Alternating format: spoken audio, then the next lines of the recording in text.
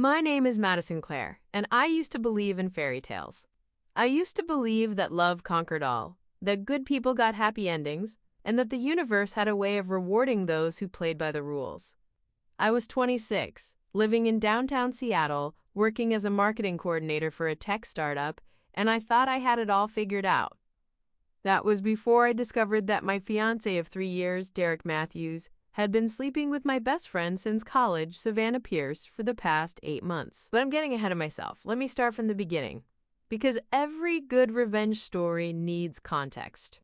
You need to understand how perfect everything seemed before it all went to hell. Derek and I met at the University of Washington during our senior year. He was the golden boy, 6'2", with sandy blonde hair, blue eyes that crinkled when he smiled, and the kind of confidence that made professors remember his name and classmates want to be his friend. He was studying business with a focus on real estate development, and he had this 5-year plan that sounded like something out of a motivational poster. Graduate, get his license, work for a top firm, start his own company by 30. I was the responsible one. While other students were partying every weekend, I was in the library or working on group projects. I had my own 5-year plan. Graduate summa cum laude, get a job at a marketing agency, work my way up to creative director, maybe start my own consultancy eventually. I was practical, organized, and I believed in working hard for what you wanted. Derek said he fell in love with my drive. I fell in love with his ambition and the way he made me feel like I was the only person in the room when he looked at me.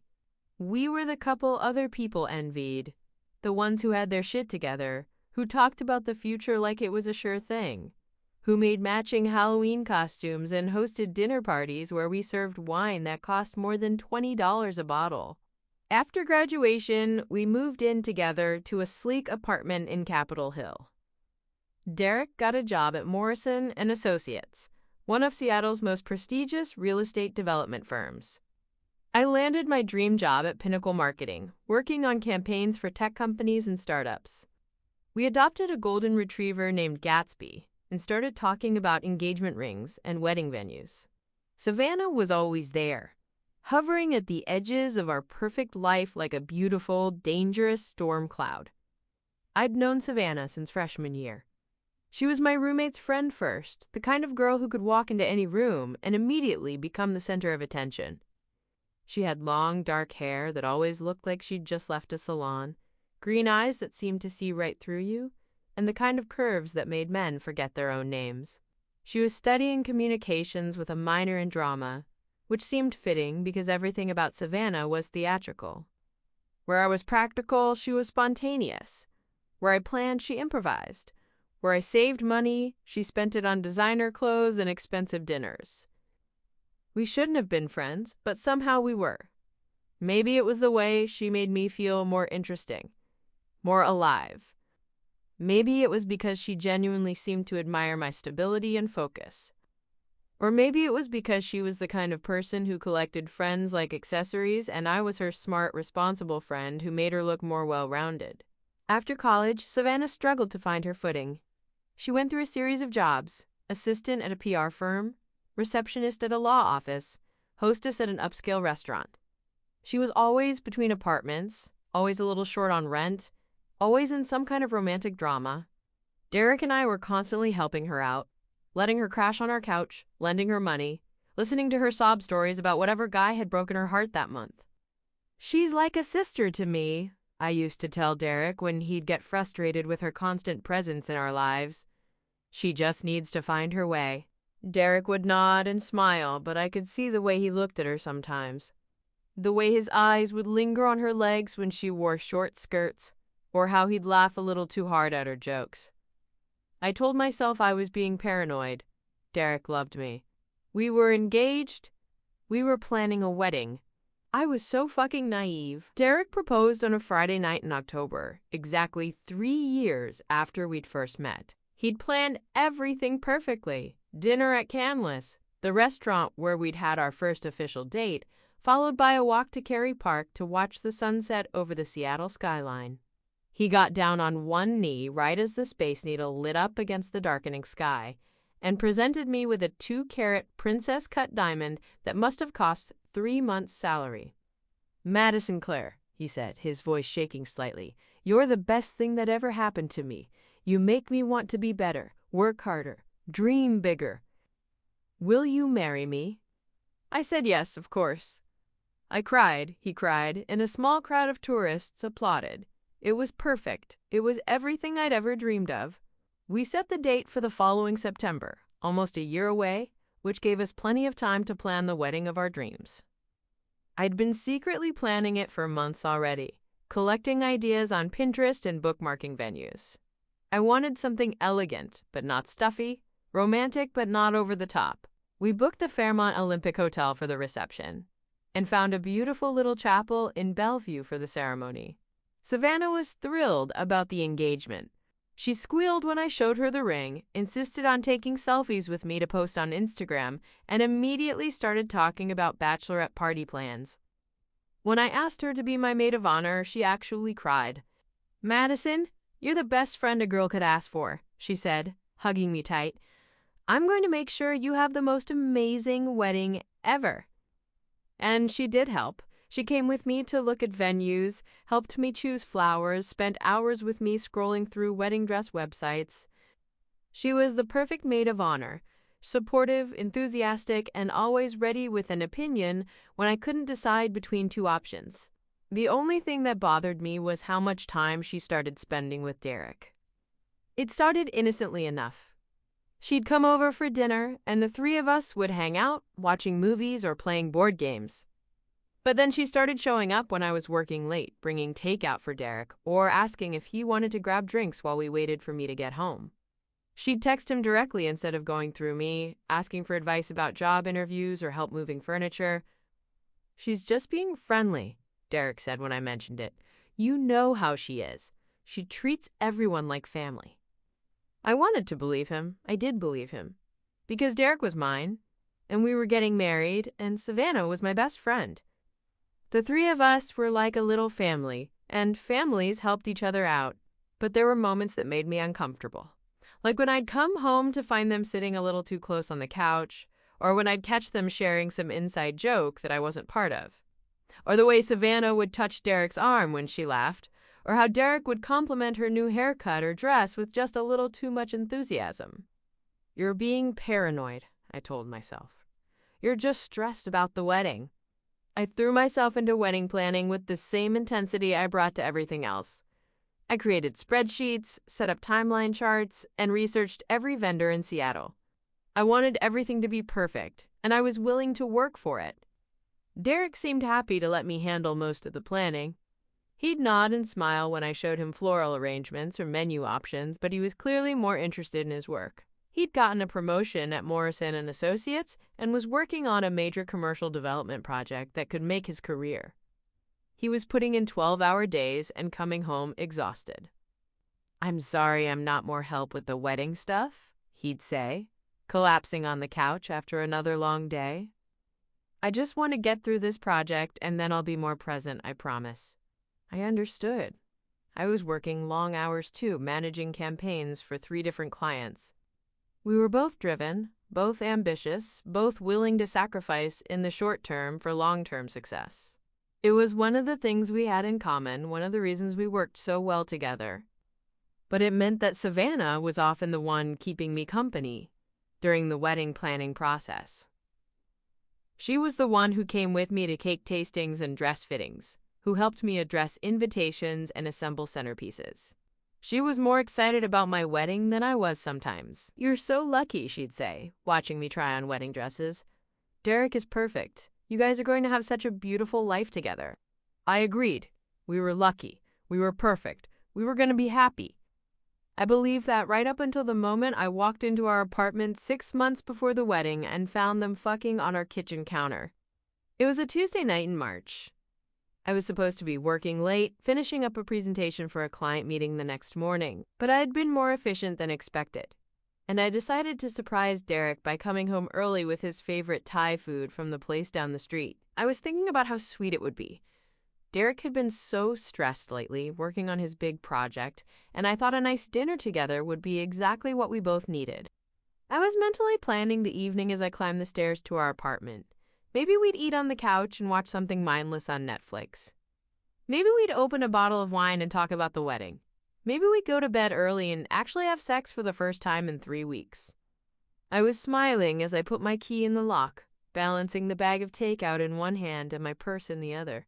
The apartment was dark except for the light over the kitchen island, which was unusual because Derek usually turned on all the lights when he got home. He said he liked the place to feel warm and welcoming. I called out, "Derek, I'm home," as I stepped inside and closed the door behind me. "I brought Thai food." That's when I heard it, a soft moan, followed by a breathless, "Oh God, yes." My first thought was that Derek was watching porn in the living room, which would have been embarrassing but not relationship ending. My second thought was that the voice sounded familiar. My third thought was that I should probably announce myself louder so he'd have a chance to, compose himself. But something made me stay quiet. Some instinct I didn't even know I had told me to set the takeout down silently on the hall table and move carefully toward the kitchen. The sounds were coming from the kitchen. Soft moans and whispered words and the unmistakable sound of skin against skin. I crept forward, my heart hammering in my chest, telling myself that there had to be an explanation. Maybe Derek was watching something on his phone. Maybe he was on a call, and someone was watching something inappropriate in the background. Maybe I was imagining things. I reached the edge of the kitchen and looked around the corner. Derek was standing between Savannah's spread legs, his hands gripping her hips, his face buried in her neck. She was sitting on our kitchen counter, the counter where I made coffee every morning, where we'd eaten countless meals, where Derek had proposed making homemade pasta for our 3rd anniversary. Her head was thrown back, her dark hair spilling over her shoulders, her manicured nails digging into Derek's back. They were both fully clothed, but Derek's shirt was unbuttoned, and Savannah's skirt was pushed up around her waist. His hand was between her legs, and she was making those soft, breathy sounds that I'd always wished I could make. Sounds that seemed to come so naturally to her. "We shouldn't be doing this," Derek whispered against her throat. But he didn't stop moving his hand. "I know," Savannah breathed, "but I can't help it. I can't stop thinking about you. Madison could come home any minute. She's working late. She won't be home for hours." Derek pulled back to look at her face, and I could see his expression clearly.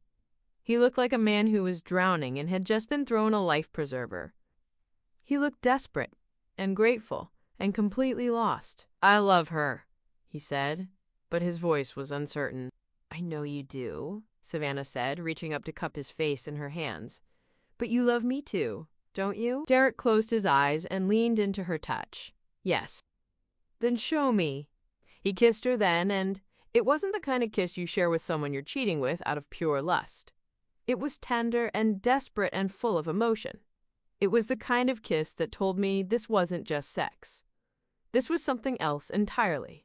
I stood there for what felt like hours but was probably only seconds, watching the two people I loved most in the world betray me in the most intimate way possible. I watched Derek's hands slide under Savannah's shirt, watched her arch into his touch, watched them move together with the kind of natural rhythm that spoke of practice. This wasn't their first time. This wasn't a moment of weakness or a mistake. This was a relationship.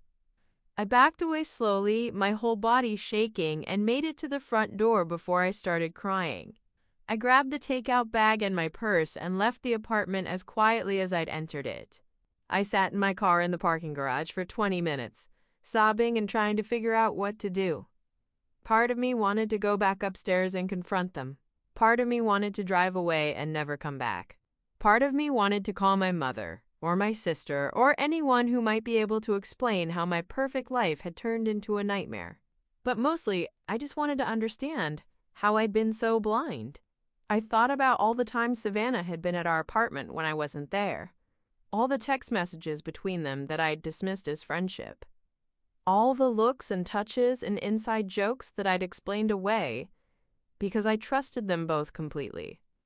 I thought about the way Derek had been distant lately, how he'd been working late more often, how he'd seemed distracted even when we were together. I thought about how Savannah had been asking more questions about my work schedule, about when I'd be home, about whether Derek and I were happy. I thought about my wedding dress, hanging in the closet, waiting for a day that was never going to come. And then I thought about revenge. I didn't go home that night. Instead, I drove to a hotel near the airport and checked in under a fake name, paying cash for a room I didn't need but couldn't bear to leave. I spent the night staring at the ceiling, my mind racing through every interaction I'd had with Derek and Savannah over the past few months, looking for signs I'd missed. There were so many signs. The way Savannah had suddenly become interested in Derek's work, asking detailed questions about his projects and clients. The way Derek had started staying late at the office on nights when I was working late too, claiming he was swamped but never seeming to make any real progress on his projects.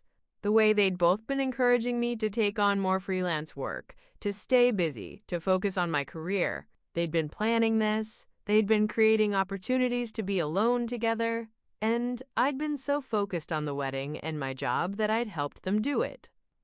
I called in sick to work the next morning, something I'd never done unless I was actually dying. I ordered room service and sat in the hotel bathrobe, making lists on hotel stationery. Lists of everything I knew about Derek and Savannah, everything I knew about their weaknesses, their fears, their secrets. Derek's biggest fear was professional failure. He'd grown up middle class in Spokane, and he'd worked his ass off to get where he was. His job at Morrison & Associates was everything to him. It was his identity, his future, his proof that he'd made it. He'd do anything to protect his reputation and his career. Savannah's biggest fear was being alone. She'd been in a serious relationship since she was 15, jumping from one boyfriend to the next without ever spending more than a few weeks single. She was terrified of being the girl who couldn't keep a man, who wasn't lovable enough, who wasn't special enough. She'd do anything to avoid abandonment. I had weapons against both of them. I just had to figure out how to use them. The first step was information. I needed to know how long this had been going on, how serious it was, and what their plans were. Were they planning to tell me? Were they planning to run away together? Were they planning to wait until after the wedding to break up with me? I needed to know everything. I went home that afternoon, timing my return for when I knew Derek would be at work. The apartment looked exactly the same, but everything felt different. I moved through the space like a detective, looking for evidence of their betrayal. I found it everywhere.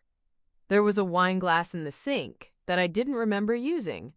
There was a lipstick mark on one of our coffee mugs, a shade I didn't own. There was a hair elastic on the bathroom counter that wasn't mine. There was a text message thread on Derek's iPad that he'd forgotten to delete. The messages went back 8 months. 8 months of, I can't stop thinking about you, and when can we be alone again, and I love you, but this is so complicated. 8 months of planning secret meetings and making excuses and lying to me. Some of the messages were purely sexual, graphic descriptions of what they wanted to do to each other. Others were emotional, talking about their feelings and their guilt and their confusion about what they were doing. But the ones that hurt the most were the ones where they talked about me. Madison is working late again tonight. Want to come over? She's so focused on the wedding planning, I don't think she suspects anything. I feel terrible about this, but I can't help it. You're everything I never knew I wanted. What are we going to do after the wedding? I don't know. I can't marry her feeling like this about you. Maybe we should tell her. Not yet. Let's wait until after her big presentation next month. I don't want to destroy her career too. How considerate of them. I took screenshots of everything and emailed them to myself from Derek's account. Then I deleted the evidence that I'd been snooping and started planning my next move. I wasn't going to confront them. I wasn't going to have some dramatic scene where I threw things and screamed and cried. I wasn't going to give them the satisfaction of seeing me broken. I was going to destroy them both, methodically and completely, and they were never going to see it coming. The first part of my plan was simple. I needed to become the perfect girlfriend and best friend while secretly gathering ammunition for their destruction. I needed them to trust me completely, to let their guard down, to give me everything I needed to ruin them. I started by acting completely normal. When Derek came home that night, I greeted him with a smile and a kiss, chatting about my day as if nothing had happened. When Savannah called to complain about her latest dating disaster, I listened sympathetically and offered advice. When Derek suggested we all grab drinks that weekend, I agreed enthusiastically. I became the most supportive, understanding, loving version of myself. I brought Derek lunch at work, surprising him with his favorite sandwiches and sitting in his office to chat with his colleagues. I made sure to mention how excited I was about our wedding, how much I loved him, how lucky I felt to have found my soulmate. I could see the guilt in his eyes when I did this, the way he'd look away when I talked about our future together. But he never said anything. He just smiled and nodded and told me he loved me too. With Savannah, I was the perfect best friend. I listened to her problems, helped her with her resume, even lent her money when she claimed to be short on rent. I made sure to mention how grateful I was for her friendship, how much her support meant to me during the wedding planning process. She was easier to read than Derek. Every time I mentioned the wedding or talked about how happy I was, she'd get this pained expression on her face. She'd look like she was about to say something, then change the subject. I could tell she was struggling with the guilt, but not enough to actually stop what she was doing. While I was playing the perfect girlfriend and best friend, I was also doing research. I hired a private investigator, a woman named Janet Chen, who specialized in infidelity cases. I gave her Derek and Savannah's information and asked her to document everything: where they went, what they did, who they saw. I wanted photographs, video, timestamps, everything. Janet was thorough. Within 2 weeks, she had documented 12 separate meetings between Derek and Savannah: hotel visits, restaurant dinners, afternoon walks, and Discovery Park. She had photos of them kissing, holding hands, entering and leaving hotel rooms. She had enough evidence to destroy them both in a custody battle if we'd had kids. But I wanted more than just proof of their affair. I wanted to destroy their lives the way they'd destroyed mine. That's when I started digging into their professional lives. Derek's big project at Morrison & Associates was a mixed-use development in South Lake Union. It was a $200 million project that would make his career if it succeeded and destroy his reputation if it failed. He'd been working on it for months, and it was scheduled to break ground in 6 months. I knew from listening to Derek talk about work that the project was on shaky ground. There were permitting issues, environmental concerns, and financing problems. Derek had been working overtime to solve these problems, but he was under enormous pressure from his bosses and the investors. I also knew that Derek had been cutting corners. He'd mentioned it casually, the way you might mention running a red light or parking in a loading zone. Small violations of city codes, minor environmental oversights, creative interpretations of zoning laws. Nothing that would stop the project, but enough to cause problems if the right people found out. I started documenting everything Derek told me about the project. I recorded our conversations when he came home, complaining about work, taking notes on every detail. I researched the environmental regulations he was skirting, the permits he was trying to fast-track, the inspections he was hoping to avoid, and then I started making phone calls. I called the city planning department, posing as a concerned citizen who'd heard rumors about the South Lake Union project. I called environmental advocacy groups, suggesting they might want to take a closer look at the development. I called investigative journalists, hinting that there might be a story worth pursuing. I was careful never to mention Derek's name directly. I just provided information and let other people draw their own conclusions.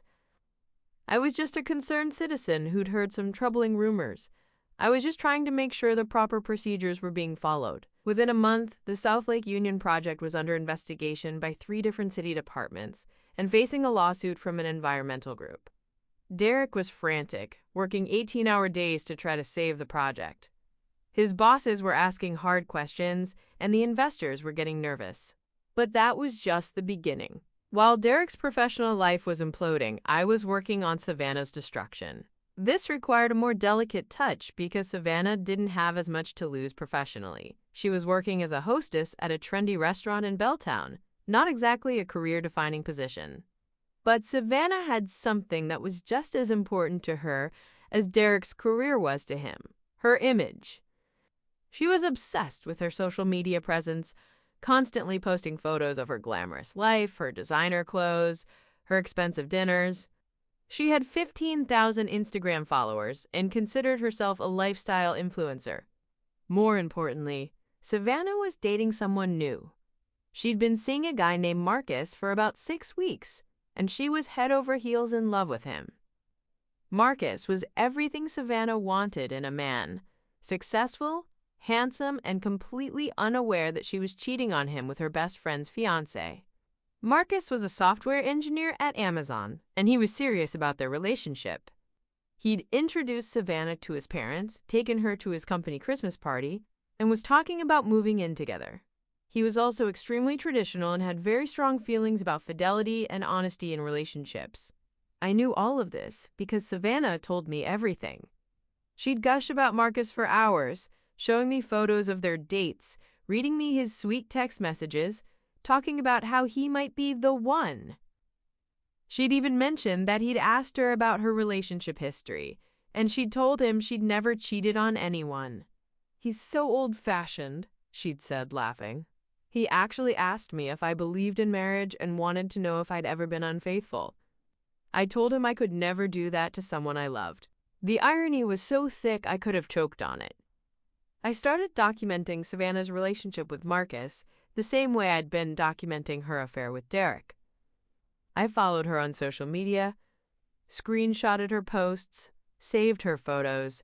I also started casually mentioning Marcus when I talked to Derek, asking if he'd met Savannah's new boyfriend, if he thought they made a good couple.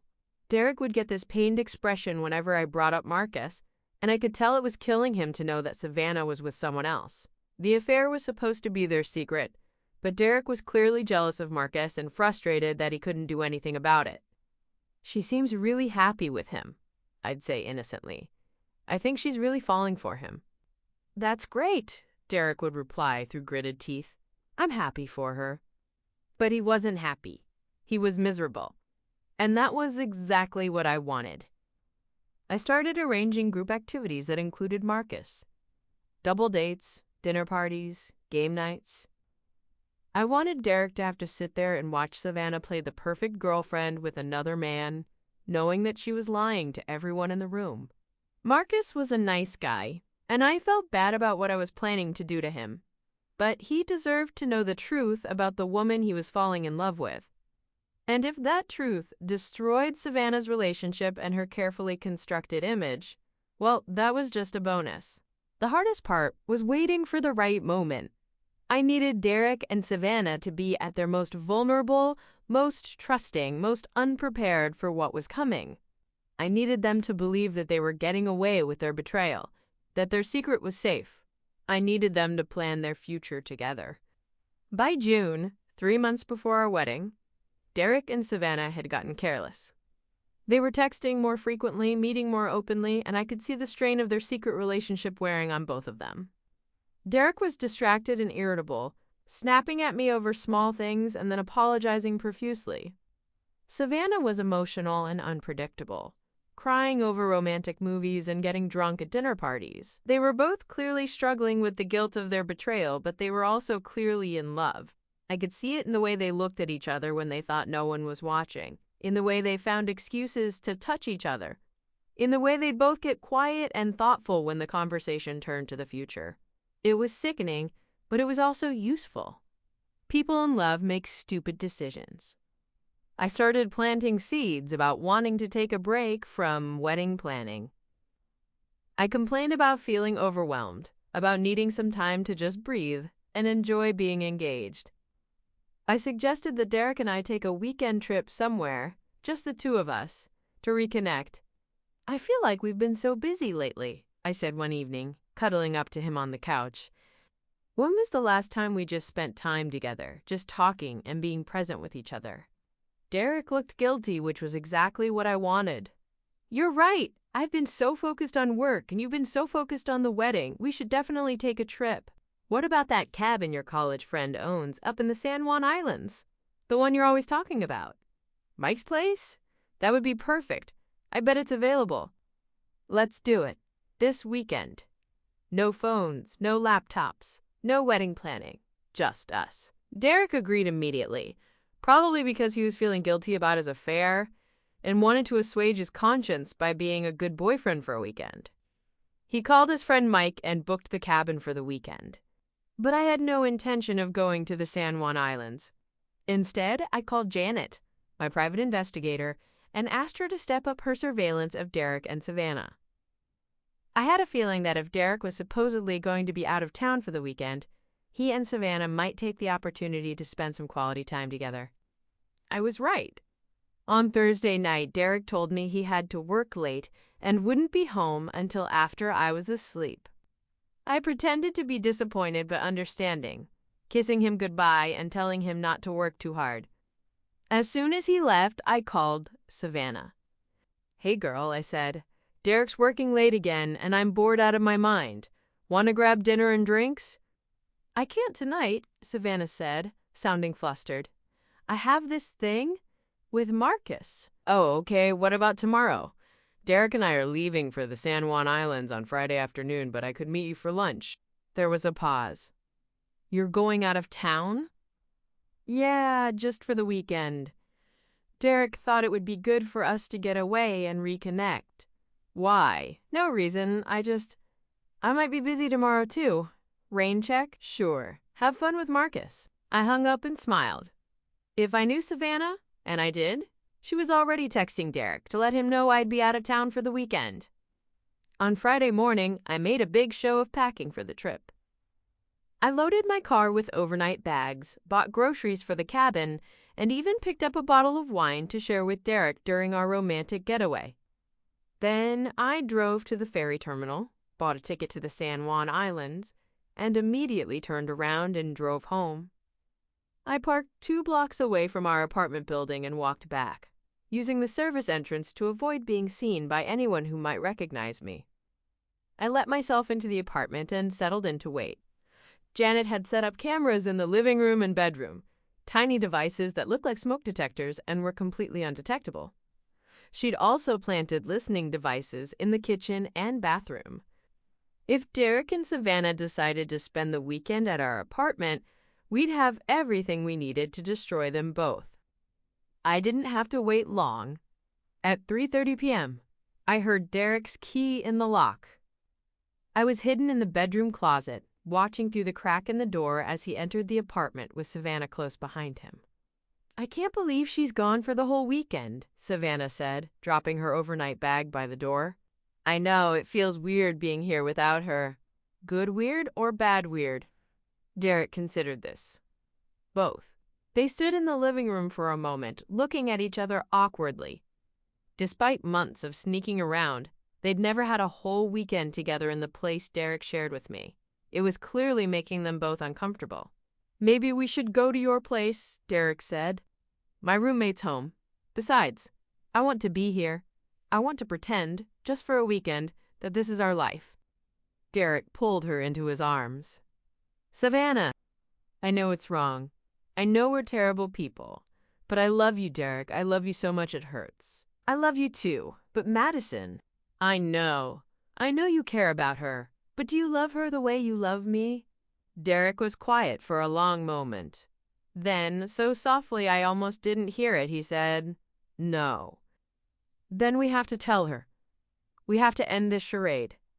After the wedding.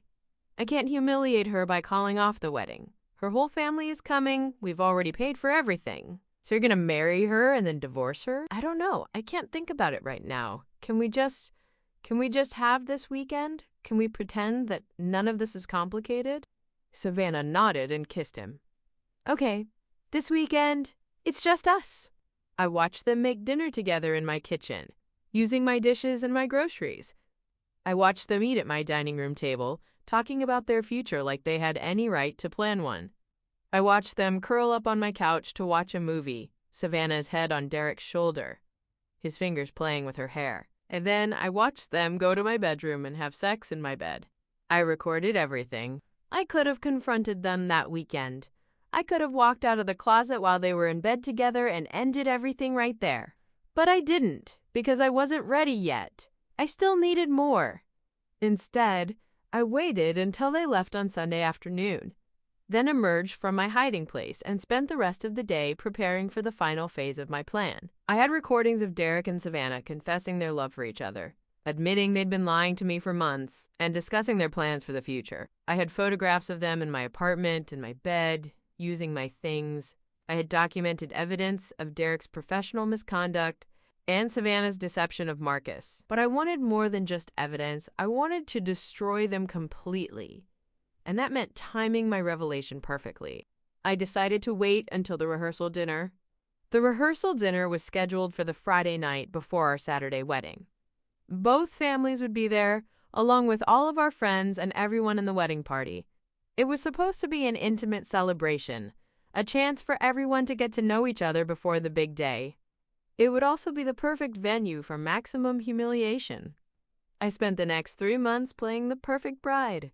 I finalized all the wedding details, sent out invitations, and acted like the happiest woman in Seattle. I had dress fittings with Savannah by my side, tasted cakes with Derek, and smiled until my face hurt during our engagement photos. Derek's work situation was getting worse. The South Lake Union project was under investigation by the city, and 3 different environmental groups had filed lawsuits. His bosses were furious, and there were rumors that he might be fired. Derek was working 20-hour days, barely sleeping, and losing weight from stress. "I don't know what happened," he confided to me one night, collapsing on the couch after another brutal day. "Someone leaked information about the project to the media. Now everyone's looking for problems." "That's terrible," I said, rubbing his shoulders. "But you didn't do anything wrong, right? You followed all the regulations?" Derek's silence told me everything I needed to know. Savannah's relationship with Marcus was also deteriorating. She was distracted and emotional, canceling dates and avoiding his calls. Marcus was starting to ask questions about her behavior, and Savannah was running out of excuses. "He wants to know why I've been so distant," she told me during one of our coffee dates. "He's talking about taking a break to figure things out." "Are you okay with that?" I asked innocently. "No! I love him. I don't want to lose him." The irony was delicious. Savannah was afraid of losing Marcus because she was cheating on him with Derek, but she was also afraid of losing Derek because she loved him. She was trapped in a web of her own making, and it was beautiful to watch. Meanwhile, I was making my final preparations. I hired a tech expert to help me create a presentation that would showcase all the evidence I'd gathered: photos, videos, text messages, financial records, everything organized into a devastating timeline of betrayal. I also made copies of everything and stored them in multiple locations: bank safety deposit boxes, cloud storage accounts, with my lawyer, with my sister. If Derek and Savannah tried to destroy the evidence or retaliate against me, I'd be ready. The week before the wedding, I made one final move. I sent an anonymous email to Derek's boss at Morrison & Associates, attaching all the evidence of his professional misconduct. I sent a similar email to the Seattle Times, suggesting they might want to investigate the South Lake Union project more thoroughly. And I sent a package to Marcus with photos of Savannah and Derek together, along with a note explaining that I thought he deserved to know the truth about the woman he was dating. Everything was in place. Now I just had to wait for the rehearsal dinner. The rehearsal dinner was held at Daniel's Broiler, a fancy steakhouse in Bellevue with views of Lake Washington. Derek's parents had flown in from Spokane, and my family had come from Portland. Our wedding party was there: Derek's college friends, my work colleagues, and of course, Savannah as my maid of honor. I wore a beautiful navy dress that I'd bought specifically for the occasion. I wanted to look perfect, composed, and completely in control. I'd spent hours getting ready, doing my hair and makeup like I was preparing for a photo shoot. Derek looked nervous, which wasn't unusual given the stress he'd been under at work. But there was something else in his eyes: guilt, maybe, or anticipation. He kept glancing at Savannah, who was sitting at the other end of the table looking absolutely stunning in a black cocktail dress. Marcus wasn't there. He'd broken up with Savannah 3 days earlier, after receiving my anonymous package. Savannah had been devastated, calling me in tears to say that Marcus had accused her of cheating and ended their relationship without explanation. "I don't understand," she'd sobbed. "He said he had evidence, but he wouldn't tell me what it was. He just said he couldn't trust me anymore. I'd comforted her, of course. I'd told her that Marcus was probably just scared of commitment and looking for an excuse to end things. I'd assured her that she deserved better, that the right man would never doubt her loyalty. The irony was so thick I could barely keep a straight face. The dinner started normally enough. Derek's father made a toast about how proud he was of his son and how lucky Derek was to have found me. My mother talked about watching me grow up and knowing that I'd find someone who appreciated my strength and determination. Everyone was smiling and laughing, eating expensive steaks and drinking wine that cost more than most people's monthly grocery budget. It was exactly the kind of evening Derek and I had dreamed about when we were planning our wedding. I waited until dessert to make my move.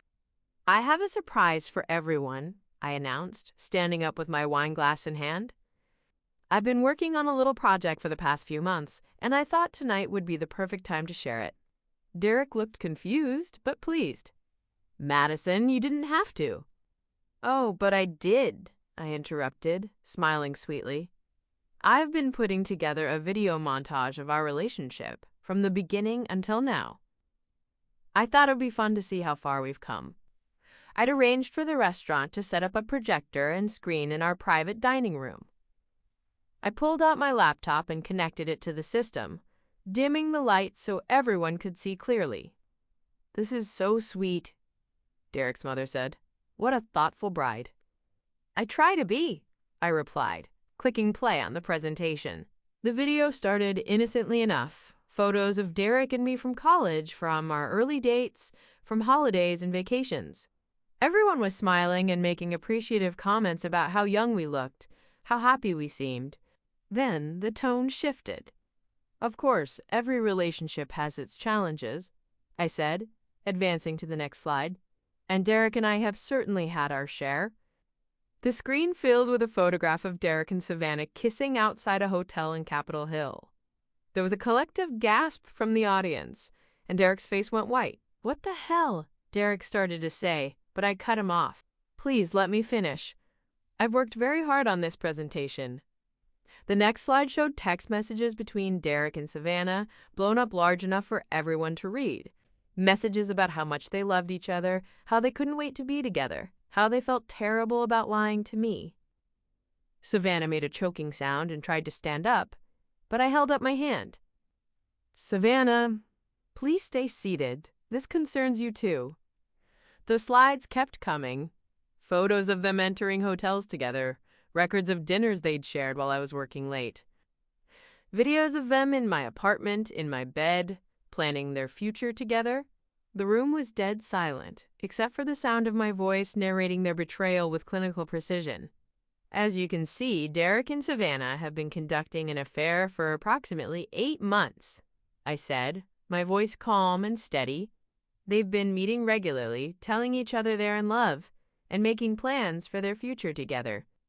Derek's father looked like he was going to be sick. My mother was crying. Derek's college friends were staring at him with expressions of shock and disgust. "Madison, please stop," Derek said, his voice breaking. "I can explain." "Oh, you don't need to explain anything," I said, clicking to the next slide. "Your text messages are quite clear. You love Savannah more than you love me. You've been planning to leave me after the wedding. You've been lying to me for months." I turned to face Savannah, who was crying mascara streaks down her cheeks. "And you, my dear best friend, have been helping him. You've been coming to my apartment, sleeping in my bed, planning your future with my fiancé. You've been lying to me, to Marcus, to everyone." The final slide was a photo of Derek and Savannah from the previous weekend, lying naked in my bed, her head on his chest, both of them looking peaceful and happy. "This was taken last weekend," I said, "while I was supposedly out of town. They thought they were safe. They thought they could have their perfect little romantic weekend in my home, in my bed, planning their perfect little life together." I closed the laptop and turned to face the room full of stunned faces. "So I'm afraid I have to cancel tomorrow's wedding," I said, my voice still perfectly calm. "I hope you'll understand that I can't marry a man who's in love with someone else, and I hope you'll forgive me for not telling you sooner, but I wanted to make sure I had all the facts before I made any accusations." Derek was crying now, ugly sobs that shook his whole body. "Madison, I'm so sorry. I never meant for this to happen. I love you. I do love you. No, you don't, I said firmly, and that's okay. You can't help who you love, but you can help who you lie to, who you cheat on, who you betray. I picked up my purse and walked toward the door, then turned back for one final comment. Oh, and Derek, you might want to check your email. I think your boss has some questions about the South Lake Union project. I left the rehearsal dinner and drove straight to my sister's house in Bellevue, where I'd been planning to stay for the weekend. She was waiting for me with a bottle of wine and a box of tissues, though I found I didn't need either. I felt empty. Not sad, not angry, just hollow, like I'd been carrying a heavy weight for months and had finally been able to set it down. The next morning, what would have been my wedding day, I woke up to dozens of missed calls and text messages. Derek, Savannah, my parents, Derek's parents, friends from college, coworkers, everyone wanted to know what had happened, if I was okay, if there was anything they could do. I turned off my phone and spent the day hiking in the Cascades, alone with my thoughts and the mountain air. The fallout was swift and brutal. Derek was fired from Morrison and Associates on Monday morning. The South Lake Union project was officially canceled, and Derek was facing potential criminal charges for his regulatory violations. His reputation in Seattle's real estate community was destroyed, and he was having trouble finding another job. Savannah was evicted from her apartment. She'd been behind on rent for months and had been relying on Derek's financial support to stay afloat. With Derek unemployed and their relationship exposed, she had no way to pay her bills. She moved back in with her parents in Tacoma and took a job at a chain restaurant. The story of their betrayal spread quickly through our social circle. Photos from my rehearsal dinner presentation were posted on social media, and the whole sordid tale became gossip fodder for weeks. Derek and Savannah were both ostracized by their friends and colleagues. But the most satisfying part was watching their relationship crumble under the pressure. Without the secrecy and excitement of an affair, Derek and Savannah discovered that they didn't actually like each other very much. Derek resented Savannah for pushing him to continue the affair when he'd wanted to end it. Savannah blamed Derek for losing her job and her apartment. They fought constantly, broke up, and got back together several times, and eventually ended things permanently about 3 months after the rehearsal dinner. Derek tried to contact me numerous times, begging for forgiveness and claiming that he'd made a terrible mistake. He said he realized he'd never really loved Savannah, that he'd been confused and stupid, that he wanted to work things out. I ignored him completely. Savannah also tried to reach out, claiming that Derek had manipulated her and that she'd been the victim of his lies. She said she'd never meant to hurt me, and that she'd been planning to tell me the truth all along. I ignored her too. 6 months after the rehearsal dinner, I was living in a new apartment in Fremont, working at a new job at a boutique marketing agency, and dating a guy named Alex who worked as a chef at one of Seattle's top restaurants. Alex was nothing like Derek. He was funny and laid back and completely unambitious in the best possible way. He cooked for me, made me laugh, and never once mentioned 5-year plans or professional goals. I was happy, or at least I was learning to be happy again. One evening, I was having dinner with Alex at his restaurant when Savannah walked in. She looked terrible. Her hair was badly dyed, her clothes were cheap, and she'd gained weight.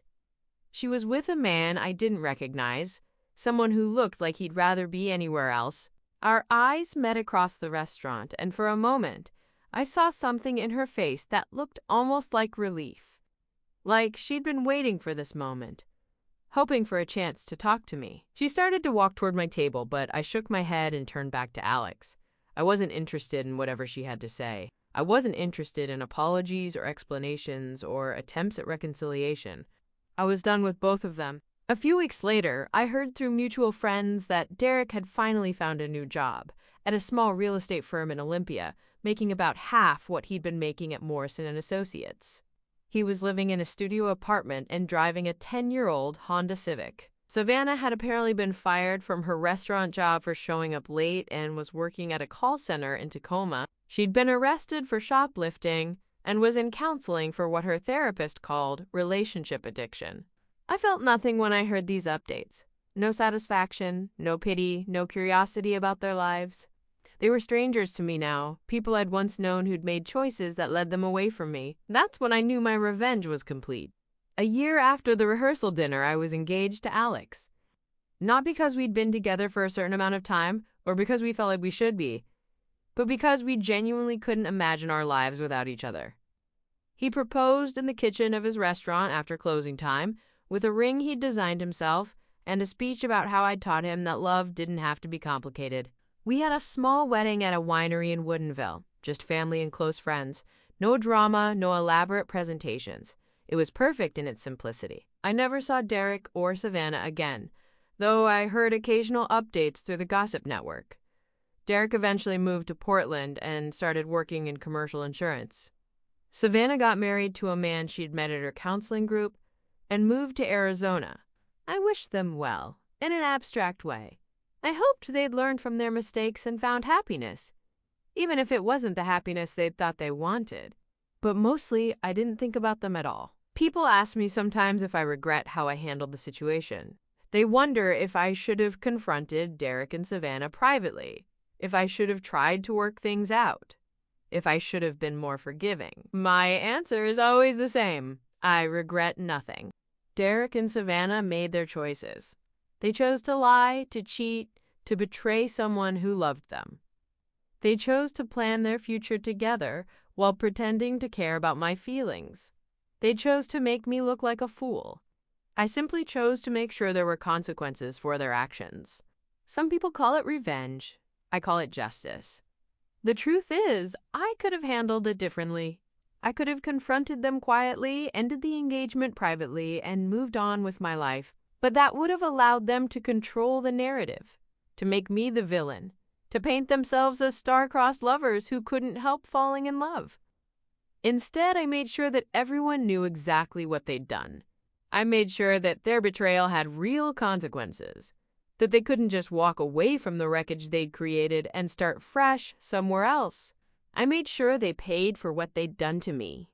And you know what? It felt good. It felt really, really good. 5 years later, I was sitting in my beautiful house in Queen Anne watching my 2-year-old daughter play in the garden while Alex grilled salmon on the deck. It was a perfect Seattle summer evening, and I was thinking about how different my life had turned out from what I'd planned when I was 26. My phone buzzed with a text from an unknown number. I almost ignored it, but something made me look. It was from Derek. "Madison, I know you probably don't want to hear from me, but I wanted you to know that I'm sorry. Really, truly sorry. I've been in therapy for years, and I finally understand what I put you through. I destroyed the best thing in my life because I was selfish and weak. I know you'll never forgive me, and I don't expect you to, but I wanted you to know that I take full responsibility for what I did. I hope you're happy. You deserve to be happy." I stared at the message for a long time, feeling nothing. Not anger, not sadness, not satisfaction, just a mild curiosity about what had prompted him to reach out after all these years. Then I deleted the message and went back to watching my daughter play. Later that night, after Alex and I had put the baby to bed and were sitting on the couch with glasses of wine, I told him about Derek's text. "How do you feel about that?" Alex asked, always the thoughtful one. "I don't feel anything," I said honestly. "It's like hearing news about someone I went to elementary school with. Interesting, but not relevant to my life." "Do you think you'll ever forgive him?" I considered this. I think I already have, in a way. Not because he deserves it, but because holding on to anger was exhausting. But forgiveness doesn't mean I want him in my life, or that I think what he did was okay. Alex nodded. "That makes sense. Besides," I added, "I'm grateful for what happened in a weird way. If Derek hadn't cheated on me, I never would have met you. I never would have learned that love doesn't have to be a competition or a 5-year plan. I never would have discovered that I'm stronger than I thought I was. Even though it hurt? Even though it hurt. Maybe especially because it hurt." We sat in comfortable silence for a while, and I thought about the woman I'd been 5 years ago. She'd been so sure she knew what she wanted, so convinced that she had everything figured out. She'd been naive and trusting, and completely unprepared for the reality of human nature. I wasn't that woman anymore. I was harder, maybe, but also wiser. I was more careful about who I trusted, but also more open to unexpected possibilities. I was less likely to ignore red flags, but also less likely to assume the worst about people. I was better.